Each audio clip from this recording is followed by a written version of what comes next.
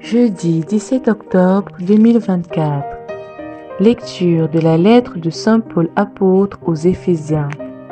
Au chapitre 1, versets 1 à 10.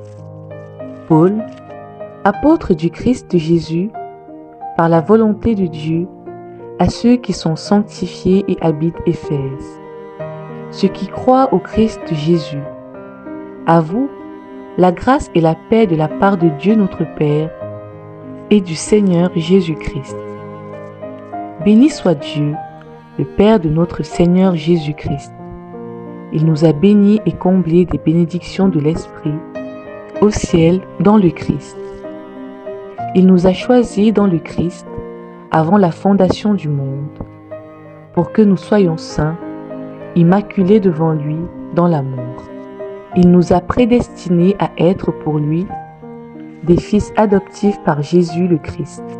Ainsi il a voulu sa bonté, à la louange de gloire de sa grâce, la grâce qu'il nous donne dans le Fils bien-aimé. En lui, par son sang, nous avons la rédemption, le pardon de nos fautes. C'est la richesse de la grâce que Dieu a fait déborder jusqu'à nous en toute sagesse et intelligence. Il nous dévoile ainsi le mystère de sa volonté, selon que sa bonté l'avait prévu dans le Christ, pour mener les temps à leur plénitude, récapituler toutes choses dans le Christ, celles du ciel et celles de la terre. Évangile de Jésus-Christ selon saint Luc. Au chapitre 11, versets 47 à 54. En ce temps-là, Jésus disait : « Quel malheur pour vous, parce que vous bâtissez les tombeaux des prophètes alors que vos pères les ont tués. Ainsi, vous témoignez que vous approuvez les actes de vos pères, puisque eux-mêmes ont tué les prophètes, et vous, vous bâtissez leurs tombeaux. C'est pourquoi la sagesse de Dieu elle-même a dit : je leur enverrai des prophètes et des apôtres.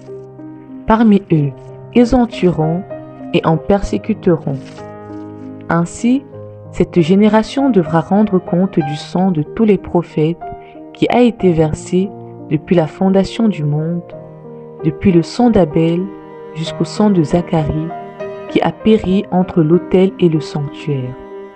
Oui, je vous le déclare, on en demandera compte à cette génération. Quel malheur pour vous, docteurs de la loi, parce que vous avez enlevé la clé de la connaissance.